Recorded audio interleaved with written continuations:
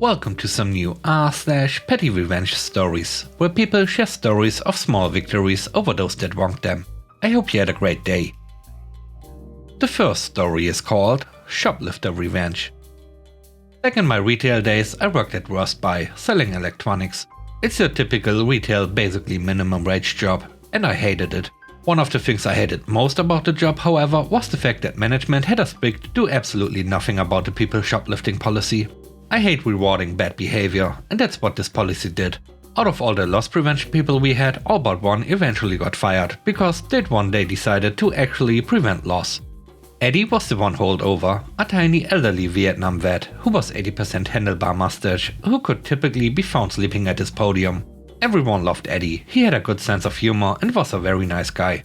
On this particular day, I was walking back into the building with my lunch when I was met with a curious sight. A man trying to walk out of the store with a still spider-web $500 security camera system. Ironic that thieves are so desperate for a way to make sure nobody steals their ill-gotten gains. Eddie happened to wake up as this gentleman was walking out and utilized every trick in his loss prevention book. He stood vaguely in the way of the giant automatic doors with his hands up and said, "Hey, you have to pay for that." The shoplifting gentleman paused long enough to hurl some choice expletives at Eddie before attempting to shove past him. Luckily, another customer saw what was happening and took the cameras out of the would-be shoplifter's hand and told him to screw off. I watched the scene play out in amusement and realized I still had 10 more minutes of lunch left. So I might as well follow the shoplifter a bit and see if I can get his plate for future reference. However, the shoplifter did not immediately get into a car, but rather walked into the sporting goods store next door. Well, might as well amuse myself. I walked in shortly behind him and watched him beeline for the expensive exercise clothes. At this moment, I turned towards an employee and all but shouted, "Hey, just thought I should let you know that homeboy over there in the beanie and jacket was just trying to steal a bunch of security cameras from my store. Probably a good idea to keep an eye on him." The employee looked at me, then looked at him. I looked at the shoplifter, who stared at me with the biggest, most outraged and confused eyes I have ever seen on a human being. He let out a large sigh, put down everything in his hands and left. I followed and got his plates. The next story is called Counter Revenge. This happened way back when I was just a turned 17 girl in a small southern city in the 1980s. I dated a boy from another school, Todd, for a few months. One day at school, a friend of mine ran up to me in the hall, all hysterical, and told me that Todd was cheating on me. I actually wasn't mad, since I was getting tired of him, and I had cheated on him while on vacation, so I couldn't really pitch a fit. Still, it was pretty obvious that neither of us was really into the relationship, so I called him after school and told him as much. He agreed and was overall pretty cool about it, until I mentioned that I had also cheated, and he got weirdly set off. That was Wednesday. That Friday, I was working my job at one of the handfuls of movie theaters in town on the opening night of Friday the 13th, Part 4. We were a small theater with only 2 screens, and both were running it. Only one other theater all the way on the other side of town had it, so it was a mob scene. I was working the ticket counter. We had an awesome manager who gave us complete discretion on selling tickets to R-rated movies. He also, in fact, preferred that we not check ID on really busy nights just to keep things moving. All my under 17 friends knew they could get in to see anything if I was working. It was fun to work busy nights, almost a party atmosphere. I was slinging tickets and making change like lightning, flirting with cute boys, letting ecstatic 11-year-olds in, greeting friends and making plans for after my shift. At one point, I stood up to stretch my legs for a second and looked down the line. I saw about 15 people back, Todd and a girl, presumably the one he'd been shitting with, holding hands and smirking. I didn't care that he was with a girl, but this was just rude and a very clear attempt to get back at me deliberately, since that other theater playing the movie was very near his house. This stupidity and hypocrisy set me off royally, and because I saw him coming, I had time to think of something good. My manager was nearby, so I told him of my plan, which he thought was awesome. We watched Todd and the girl slowly move closer and closer and getting smirkier and smirkier. The thing was, I knew, and I guess he had forgotten I knew, that he wasn't 17 quite yet. So when it was his turn, I deadpanned, "Can I see some ID, sir?" He and the girl started arguing that since she was of age, they could get in. My manager, who looking back was probably all of 22, said solemnly, "I'm sorry son, you need to be with a parent to see this film." It remains one of the proudest moments of my life. The third story is called Revenge on a Cat. Ever since my wife became pregnant, our cat has become obsessed with sitting on her.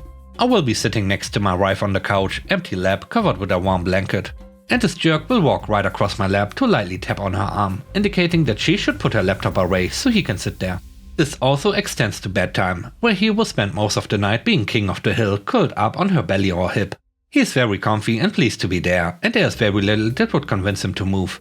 Not even, for example, if he has to cough up a hairball. No, he will just do it where he is. And if my cat is king of the hill, guess who lives in the valley underneath? That's right, me. Specifically, my arm. So that's how last night at 3 AM you would find me quietly trying to scrub cat vomit off of my arm and the blanket, while also quietly swearing at the cat, who showed no remorse. But I had a trick up my sleeve. See, my wife has a natural instinct that when she senses me to roll over in bed, she changes positions as well. Knowing this trick has been useful in the past. For instance, if she is snoring, I can get her to adjust her position and breathe better without even having to wake her up.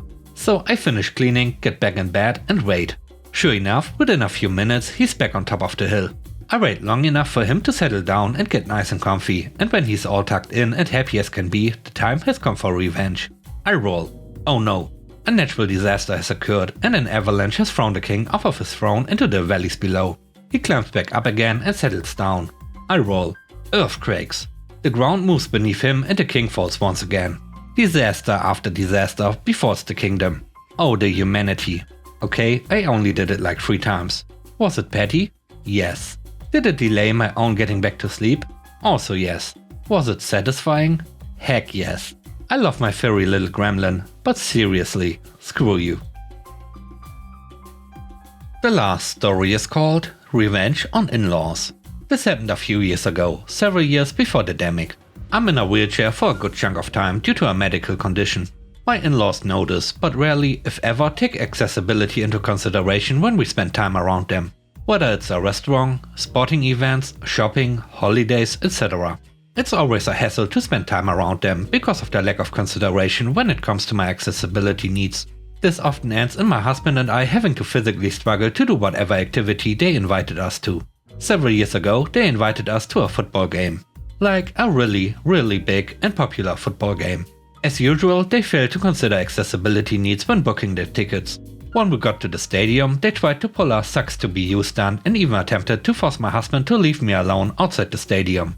Super frustrating. A verbal squabble ensued and we decided to basically part ways with them. They continued on to their seats and we made our way to the ticketing section, hoping they'd still have accessibility seats available. We were in luck. Accessible seats were still available. My husband was also in the military, so our tickets were going to be a bit cheaper.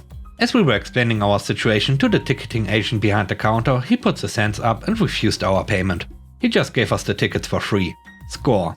Time to grab snacks and food, and then we make our way towards our seats. As we found our seats, we were pleasantly surprised. Our new seats were right down by the field, front and center where all the action was. At some point during the game, my father-in-law tried to sneak into the accessibility seating area and pretended to be part of our party. We told him no and tried making him leave. He wouldn't and tried to be all chummy with us. I guess a security person noticed and told my father-in-law the policy was 1 companion per disabled person. My companion person was obviously my husband. My father-in-law and his now ex-wife had to enjoy the entire game from way up in the bleachers. And with that, we end today's video. Let me know what you think about the stories. On a scale of 1 to 10, how would you rate the stories and today's video? I hope you enjoyed the video. If you did, please don't forget to subscribe and hit the like button. And I hope you have a great day. Stay safe. Bye bye.